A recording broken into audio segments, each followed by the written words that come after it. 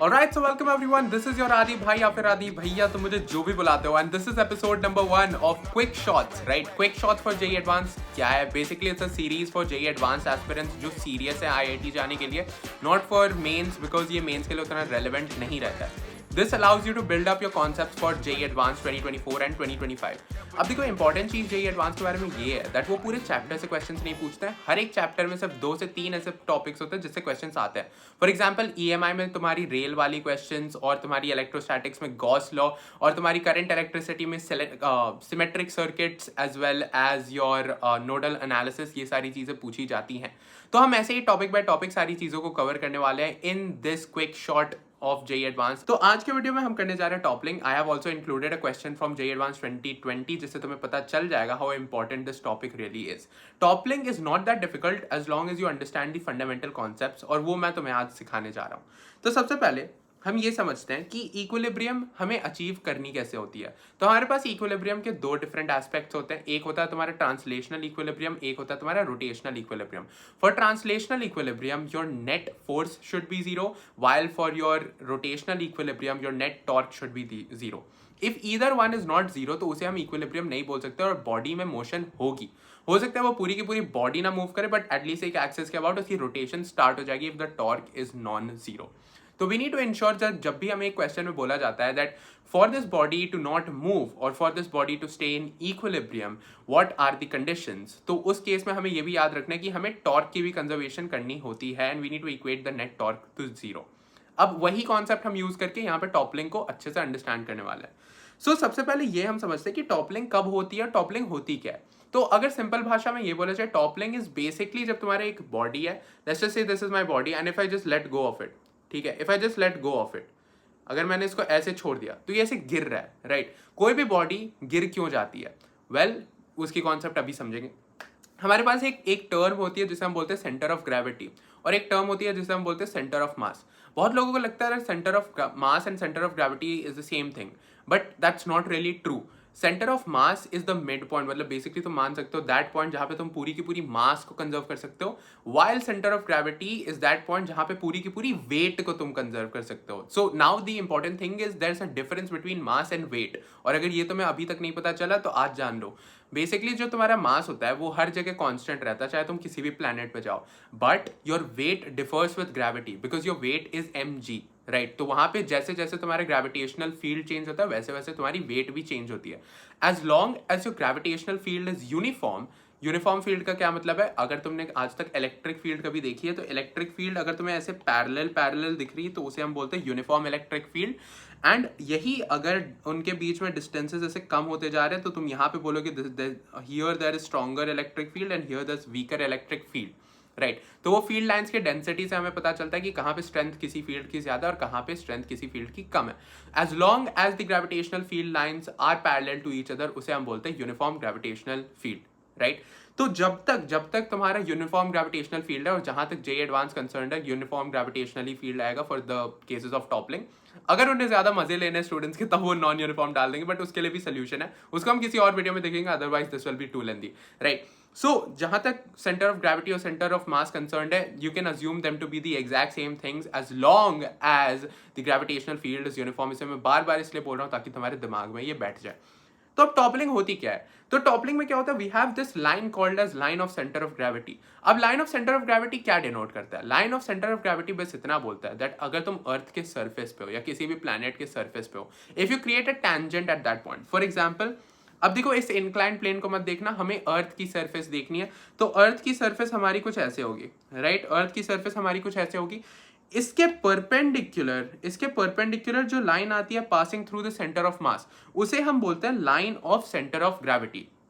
क्या होता है कि जब भी तुम एक इंक्लाइंड प्लेन पे जाते हो, लेट्स जस्ट से मैं एक इंक्लाइंड प्लेन की तुम्हें एग्जांपल देता हूं, तो इससे थोड़ा सा ये खराब तो हो जाएगा बट कोई टेंशन नहीं है. लेट्स जस्ट से इनिशियली हमारी कुछ ऐसी इंक्लाइंड प्लेन है और ये हमारा बॉडी है, ठीक है. फिर मैंने इंक्लाइंड प्लेन को और इंक्रीज कर दिया, और फिर मैंने इंक्लाइंड प्लेन को एक मुझे थोड़ा सा नॉर्मल लेना चाहिए था, बट ठीक है. मान लो ये 2 केसेस है मेरे पास. So if I have 2 cases, तो यहाँ पे जो मेरा सेंटर ऑफ मास है वो ये है, और यहाँ पे जो मेरा सेंटर ऑफ मास है वो सेम ही रहेगा, वो यही है. क्या होता है कि जब मैं यहाँ पे सेंटर ऑफ ग्रेविटी का लाइन बनाता हूँ तो वो बेस के थ्रू पास कर रहा है एट दिस मोमेंट, बट जैसे जैसे मैं उसे इंक्रीज करता जाता हूँ तो यही जो लाइन है वो तुम्हारा शिफ्ट होते रहता है, ठीक है। इट कीप्स शिफ्टिंग, क्यों? क्योंकि उसे बस परपेंडिकुलर रहना सरफेस के। अगर तुम बॉडी का पोजीशन चेंज कर रहे हो उसका line of centre of gravity नहीं टिल्ट होता है, ये तुम्हें ध्यान रखना है। द सेंटर ऑफ ग्रेविटी का line is always perpendicular to the surface and is irrespective of तुम उसको इंक्लाइन पे डालो कुछ भी डालो, वो हमेशा सरफेस के परपेंडिकुलर ही रहने वाला है एट एनी पॉइंट, राइट। तो तुम नोटिस करोगे कि भाई वो पॉइंट वो तो अपना सेंटर ऑफ मास से ही पास कर रहा है and it's always perpendicular, but you are changing the orientation. अब इंपॉर्टेंट ये है, मैंने तुम्हें पहले स्लाइड में ये क्यों बताया था दैट इक्विलिब्रियम के लिए net torque and net force should be zero. Net force तो सबको पता होता है भाई, बच्चे बच्चे को पता होता है net force should be zero for equilibrium, but net torque भी जीरो होनी चाहिए। अब नेट टॉर्क को अगर हमें जीरो करना है तो let's just go ahead and analyse क्या होता है if the centre of gravity का line goes in front of the base, या फिर वो बेस पे लाई ही ना कर रहा हो, if it doesn't pass through the base तो होता क्या है। So let's go ahead and see. तो यहाँ पे मैंने एक बॉडी बनाई है, तो यहाँ पे ये मेरा सेंटर ऑफ मास है उस बॉडी का, and okay I should have used a laser, ठीक है। तो यहाँ पे सेंटर ऑफ मास है उस बॉडी का और ये सेंटर ऑफ ग्रेविटी वाली लाइन है, और तुम देख पा रहे हो ये जस्ट पास कर रहा है इस टिप से, राइट। और तुम्हें ध्यान रखना है कि टॉपलिंग किस पॉइंट के अबाउट होती है वो भी तुम्हारे दिमाग में चलना चाहिए। ये बहुत ही बेसिक एक you know it's suppose to be visual, ये कोई तुम्हें बता नहीं सकता है, खुद ही तुम्हें दिमाग लगानी होगी। ऑफकोर्स तुम इसे अगर ऐसे रोटेट कर रहे हो तो ऑफकोर्स ये आगे की तरफ फ्लिप होगा, अगर तुम्हें लगता है कि ये ऐसे रोटेट करने पे ये पीछे फ्लिप होगा तो भाई फिर जेई तुम्हारे लिए नहीं है, बोर्ड्स के लिए पढ़ो एंड जस्ट किडिंग, बट ठीक है भाई इतना तो सबको पता होता है, कम ऑन, है ना। तो ये आगे की तरफ फ्लिप करेगा तो it will topple about this point, ठीक है, उतना हम समझ चुके हैं। तो ये सेंटर ऑफ ग्रेविटी वाली लाइन अभी इसके थ्रू पास कर रही है। अगर मैंने बस इसे थोड़ा सा और टिल्ट किया, पता है क्या होगा? अगर मैंने इसे थोड़ा सा और टिल्ट किया तो ये बॉडी के बाहर चला जाएगा। as soon as that point comes where it does not cut through the base, ये बॉडी टॉपल हो जाएगी। सिंपल है, बस इतनी सी बात है। अब तुम्हें एक बहुत ही इंटरेस्टिंग चीज बताता हूं जिसे हम बोलते हैं shifting of normal. Shifting of normal का जो कॉन्सेप्ट है वो लोगों को पता तो होता है, दे जस्ट नो अरे शिफ्टिंग ऑफ नॉर्मल होती है, बट पीपल डोंट अंडरस्टैंड कि शिफ्टिंग ऑफ नॉर्मल क्यों होती है। Only the top 2000 3000 AIRs really know why these things happen, और इसीलिए वो टॉप के 2-3,000 में आते हैं। बाकी सब भाई जो पढ़ा दिया बस अप्लाई करके आ जाते हैं। सो देखो शिफ्टिंग ऑफ नॉर्मल होती क्यों है, इसको हम ध्यान से समझते हैं। यहाँ पे देखो in the first case, right, this is our first case, मैं यहीं पे लिख देता हूँ, ये हमारा फर्स्ट केस है। तो फर्स्ट केस में क्या होता है कि तुम्हारे पास सिंपल एक बॉडी रखी हुई है, ये तुम्हारी mg वाली फोर्स है और ये तुम्हारी नॉर्मल वाली फोर्स है। तो क्या वो इक्विलिब्रियम में अभी है? Yes definitely. व्हाई? क्योंकि नॉर्मल और mg तुम्हारे ट्रांसलेशनल इक्विलिब्रियम में already, because they are equal in magnitude, इसीलिए तुम्हें वो डब्बा हवा में उड़ते हुए नहीं मिलेगा, right. And at the same time they are producing the same torque, और तुम्हें ये भी पता होना चाहिए that torque about any point is the same, ठीक है, इतना तुम्हें पता होना चाहिए that torque about any point can be conserved, not the same but torque about any point can be conserved. तो तुम मुझे ये बताओ अब, ठीक है, कि मैंने क्या किया। अब मैंने यहाँ पे एक एक्सटर्नल फोर्स F लगानी स्टार्ट कर दी, ठीक है, मैं यहाँ पे लगा भी देता हूँ। मैंने एक एक्सटर्नल फोर्स F लगानी स्टार्ट कर दी। अब मैंने अगर एक एक्स्ट्रा फोर्स F लगानी स्टार्ट कर दिया, पता है क्या होता है? दिस इज सो स्मार्ट, अगर तुम इसे समझ जाते हो देन तुम्हें मजा आ जाएगा, राइट। सो पहले क्या हो रहा था, पहले नॉर्मल जो है वो mg को काउंटर कर रहा था बहुत अच्छे तरीके से। अब क्या हुआ कि मैंने एक F फोर्स लगाई और मेरा नॉर्मल शिफ्ट हो गया। मेरा नॉर्मल क्यों शिफ्ट हुआ, दैट इज इंपॉर्टेंट। मेरा नॉर्मल इसीलिए शिफ्ट हुआ ताकि पहले अगर तुम ध्यान से देखोगे इस पॉइंट के अबाउट जहां पे टॉपलिंग होने वाली है, इस पॉइंट के अबाउट तुम देख पा रहे होगे दोनों की जो टॉर्क है वो सेम ही है, ठीक है, दोनों की टॉर्क सेम है। अब अगर तुमने एक एक्स्ट्रा F लगा दिया तो यहां पे टॉर्क इंक्रीज हो गया, right, net torque has increased. तो नॉर्मल क्या करता है, दैट नॉर्मल तो सेम डायरेक्शन में, अगर तुम देखोगे normal is spinning it in the same direction as F, वो अपने आप को शिफ्ट इसलिए कर लेता है ताकि वो जितना कंट्रीब्यूट कर रहा है टुवर्ड्स द टॉपलिंग वो कम हो जाए, और जो तुम्हारी mg है वो ज्यादा काउंटर कर पाए, उसे ज्यादा अच्छे से उसे काउंटर कर पाए। इसका क्या मतलब है, मैं एक बार फिर से समझा देता हूं। तो जैसे ही तुमने एक फोर्स लगाया है, फोर्स की वजह से नेट टॉर्क डेवलप होनी स्टार्ट हो चुकी है, इसके वजह से नॉर्मल अपने आप को शिफ्ट कर लेता है closer to the toppling point. उससे क्या होता है, उससे दो चीजें होती हैं। सबसे पहले the contribution of torque towards the contribution of normal towards torque वो कम हो जाती है। क्यों? क्योंकि डिस्टेंस तुमने कम कर दिया है। नॉर्मल की मैग्नीट्यूड अभी भी उतनी है, बट अगर तुमने उसकी एक्सिस ऑफ रोटेशन से डिस्टेंस कम कर दिया है तो टॉर्क वो कम प्रोड्यूस करेगा। At the same time it allows mg to counter more, क्योंकि पहले वही नॉर्मल उसी को mg को कट कर रहा था। ठीक है, आई गेस इतना तुम अब समझ चुके होगे। अगर नहीं समझे एक बार फिर से इस वाले पार्ट को रिपीट कर लेना, बट ठीक है, आई थिंक ये मैंने अच्छे से एक्सप्लेन कर दिया। तो ठीक है, अब क्या होता है कि तुम धीरे धीरे और फोर्स लगाते हो, तुम नोटिस करोगे हमें एक चीज पता है क्या, दैट नॉर्मल जो है ना, अच्छा हाँ, यहाँ पे ये पॉइंट पढ़ लो, normal adjust itself to reduce net torque. ठीक है, वही मैंने बताया था। बट ये तुम समझो, नॉर्मल क्या होती है? नॉर्मल एक कॉन्टैक्ट फोर्स होती है, सही है? नॉर्मल एक कॉन्टैक्ट फोर्स होती है। अब नॉर्मल अगर एक कॉन्टैक्ट फोर्स है तो यहां से तो कॉन्टैक्ट उड़ चुका है, तो वो तो यहां पे आ जाएगा। तो जिन लोगों को पहली बार में ये नहीं समझ में आया था कि वो क्यों शिफ्ट हो रही है, तो तुम ऐसे भी सोच सकते हो कि अगर तुम्हारे सरफेस से कॉन्टैक्ट जा रहा है तो ऐसा तो होगा नहीं कि अचानक से यहां चला गया, धीरे धीरे सरफेस उठ रहा है, राइट? ये भी एक अलग वे है सोचने का, but more fundamental way of understanding is that it adjusts itself just like friction adjusts itself. वैसे ही नॉर्मल भी अपने आप को एडजस्ट करता है in such a way that it can counter the torque. ठीक है, सो व्हाटएवर, इतना तो तुम समझ चुके होगे। अब देखो एक ही पॉइंट यहाँ पे कनेक्शन में, ठीक है, जो है हमारा एक्सिस ऑफ रोटेशन, ठीक है, जिसके अबाउट टॉपल होने वाली है, और इसी तुम्हारे एक्सिस ऑफ रोटेशन पे तुम्हारा नॉर्मल आ जाता है। क्यों? क्योंकि वही कांटेक्ट अब बचा है ना, बॉडी और सरफेस के बीच में। और फोर्स अगर तुमने और तुम्हें और लगाने की जरूरत नहीं है, ऑलरेडी टॉपल स्टार्ट हो चुका है, it's going to fall either ways. तो दैट इज द थिंग। अब ये mg भी नहीं कुछ कर पाएगा इसका। ठीक है, आई थिंक ये हम समझ चुके हैं।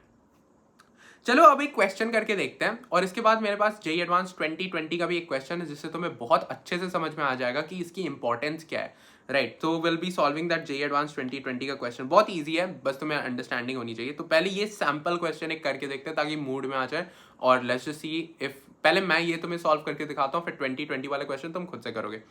मैंने तुम्हें बस एक चीज बताई थी, अगर टॉपल होनी है, अरे अगर टॉपल होनी है तो क्या होना चाहिए? What is the condition? The centre of gravity का line should pass through the axis of rotation, या तो तुम ये भी बोल सकते हो that the centre of gravity का line should not pass through the base. तो अगर it should not pass through the base, तो मैं सेंटर ऑफ ग्रेविटी का लाइन कुछ ऐसे बना देता हूँ। बहुत अच्छा, ठीक है, मैंने सेंटर ऑफ ग्रेविटी का लाइन बना दिया। तो अब इसे मैं कुछ ऐसे कनेक्ट कर देता हूँ, ये हो गया थीटा। बाकी सारी चीजें मुझे यहाँ पे दी ही गई है। मुझे पूछा जा रहा है maximum angle of inclination so that the body does not move. एक चीज ध्यान रखना है यहाँ पे, ये तुम्हें फंसाने के लिए क्या क्या कर सकते हैं, कभी कभी तुम्हें म्यू तो तुम्हें दे ही देंगे, ठीक है, और तुम्हें लगने लगेगा कि एंगल ऑफ रिपोज का कॉन्सेप्ट है, but body does not move में ये भी आ जाता है कि टॉपल ना करे। और अगर तुम्हें डायमेंशंस दिया गया, या तो उसमें सेंटर ऑफ मास का गेम है या तो उसमें टॉर्क का गेम है, ये तुम्हें अच्छे से याद रखना है। So that is important. Anyways, हमें ये देखना है कि किस पॉइंट पे जाकर के टॉपल कर रहा है। मान लो एक थीटा पे जाकर के टॉपल कर रहा है, तो उस थीटा पे कंडीशन क्या है? उस थीटा पे कंडीशन ये है दैट सेंटर ऑफ ग्रेविटी वाली line will be passing through the instantaneous axis of rotation, ठीक है, which is this one over here. ठीक है, ये तो समझ ही चुके होगे भाई, है ना? तो अब बस कुछ नहीं है, अब तो ज्योमेट्री है। तो अब ज्योमेट्री करते हैं। तो एक सेकेंड, अरे एक तो मुझे ड्राइंग नहीं आती भाई साहब। ड्राइंग अगर मैंने सीख ली ना, ठीक है, तो अब देखो, अब कैसे कैसे मैं इसे रिड्यूस करने वाला हूँ। ये थीटा है, ये 90 माइनस थीटा हो जाएगा, ये 90 माइनस थीटा हो जाएगा, तो ये थीटा हो जाएगा, खत्म। ठीक है, अब क्वेश्चन ही खत्म हो गया भाई, अब तो क्वेश्चन ही खत्म हो गया। तो ये आ जाएगा तुम्हारा 1/2। क्यों? क्योंकि ये पूरी लेंथ 1 मीटर है, तो ये हो जाएगी 1/2, और ये हो जाएगी कितनी? 1 मीटर। तो तुम लिख सकते हो that tan theta is equal to 1/2, तो theta is equal to tan inverse 1/2। देख रहे हो, इतनी आसान क्वेश्चन है। So you just need to understand that the centre of gravity का line should be passing through the instantaneous axis of rotation, या फिर द टॉपलिंग पॉइंट, तुम्हें जो भी बोलना है, it should not cross any point in the base unless यहाँ पे एक एक्सटर्नल फोर्स हो। अगर यहाँ पे एक्सटर्नल फोर्स हो तो even if it is crossing the base, it will still topple. समझ रहे हो मैं क्या बोलने की कोशिश कर रहा हूँ? मैं ये बोलना चाह रहा हूँ कि अगर तुमने यहाँ पे मान लो एक एक्सटर्नल फोर्स लगा दी, और अगर सेंटर ऑफ ग्रेविटी की लाइन बेस को क्रॉस कर रही है, फिर भी वो टॉपल कर सकता है, क्योंकि इस बार अब तुमने एडिशनल टॉर्क डाल दिया। मैं बोल रहा हूँ naturally if only mg is the torque producer, right? If only mg is the torque producer, then remember this, that it will not topple until the center of gravity का line does not not cross the base. समझ रहे हो? तो मैंने इतनी बार बोल दिया, अब तो समझ ही चुके होगे. तो चलो आते हैं इस JEE Advanced 2020 के क्वेश्चन पे. This was pretty easy as long as तुम्हें कॉन्सेप्ट पता है. ठीक है, अगर तुम्हें कॉन्सेप्ट पता है तुम कर लोगे, नहीं पता है जय माता दी. ठीक है. अ football of radius r is kept on a hole of radius small r made on a plank kept horizontally. One end of the plank is now lifted. तो बेसिकली पहले ये हॉरिजॉन्टल था, अब तुमने इसको ऐसे ऐसे लिफ्ट करना स्टार्ट कर दिया. ठीक है, सेम कॉन्सेप्ट यूज होने वाला है. ठीक है, खुद से ट्राई करो इसे. One end of the plank is now lifted so that it gets tilted by an angle theta from the horizontal as shown below. The maximum angle theta so that the football does not start rolling. तो maximum angle अगर निकालना है तो basically उसी angle को ढूंढ लो जहां पे तुम्हारी सेंटर ऑफ ग्रेविटी वाली जो लाइन है. तो ये थोड़ा सा गंदा बनने वाला है. लेट्स जस्ट से ये थोड़ा सा और ऊपर है या ऐसा कुछ है. ठीक है, तो ये लाइन तुम ऐसे सेंटर ऑफ ग्रेविटी वाली लाइन कुछ ऐसे ड्रॉ कर दो. ठीक है, और ठीक है, ये हो जाता है मेरा थीटा. ये मेरा थीटा हो गया. अब बेसिकली तुम्हें क्या दिया गया है कि ये जो the difference between the hole का जो लेंथ है दैट इज 2r. ठीक है, 2 small r, right, 2 times small r. तो अब तो हो गया ना, अब तो बस खत्म है. अब तुम्हें देखना है कि थीटा कौन सी है, कौन सी चीज़ क्या है. ठीक है, ये हो गया थीटा, ये हो गया 90 माइनस थीटा, तो ये हो गया 90 माइनस थीटा, तो ये हो गया थीटा. बहुत अच्छी बात है. तो अब हम इसे बोलेंगे ये वाला मेरा लेंथ हो जाएगा r. बहुत अच्छी बात है. और ये वाला जो मेरा लेंथ है वो स्मॉल r होगा. तो ये तुम्हें मिल जाएगा sine theta is equal to r by r. Option number A सही है. ठीक है, आई थिंक ये मैंने कुछ ज़्यादा ही तेज़ कर दिया, मुझे फिर से एक बार एक्सप्लेन करके करना चाहिए. देखो मैं क्या करना चाह रहा हूँ. ठीक है, मैं एक बार एक्सप्लेन कर देता हूँ कि मैं करना क्या चाह रहा हूँ. मैं करना यही चाह रहा हूँ कि सेंटर ऑफ ग्रेविटी वाली जो लाइन है मेरी दैट शुड पास. ठीक है, मान लो कि मेरा सेंटर ऑफ मास 1 सेकंड के लिए यहाँ है. ठीक है, मैं वो अच्छे से ड्रॉ नहीं कर पा रहा हूँ. तो ऐसे मेरी सेंटर ऑफ ग्रेविटी वाली लाइन पास कर रही है. बहुत अच्छी बात है. ये एंगल मेरा थीटा है. ठीक है, this is the angle at which it begins to fall. ठीक है, तो सेंटर ऑफ ग्रेविटी वाली लाइन ये टिप पे आ रही है. फाइन, टिप पे आ गई. अब देखो as soon as it comes on the tip तुम्हें बस कुछ नहीं करना है, इसे ऐसे एक्सटेंड कर दो, मेक अ परपेंडिकुलर. ये अगर थीटा है तो ये हो जाएगा 90 माइनस थीटा, इसे ऐसे जोड़ दो. ये हो जाएगा 90 माइनस थीटा, तो ये हो जाएगा थीटा.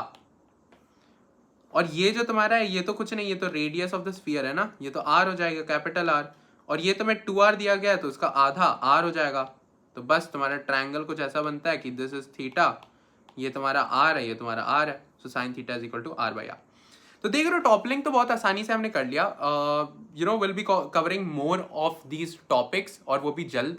सो मेक श्योर तुम नीचे जाकर के सब्सक्राइब कर लो और एक बार लाइक दबा देना. प्लीज़ कुछ कमेंट भी करना, उससे मुझे लगता है कि हाँ लोगों को इसकी सच में ज़रूरत है. और मुझे खुद भी मोटिवेशन आता है. मैं खुद तो संदीप महेश्वरी हूँ नहीं कि अपने आप को मोटिवेट करते रहो.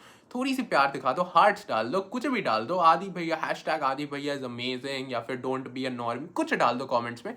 उससे लगता है कि हाँ इंटरेक्शन हो रही है, and I just feel way more motivated. Anyways, I'll be back with another topic. Till then, goodbye.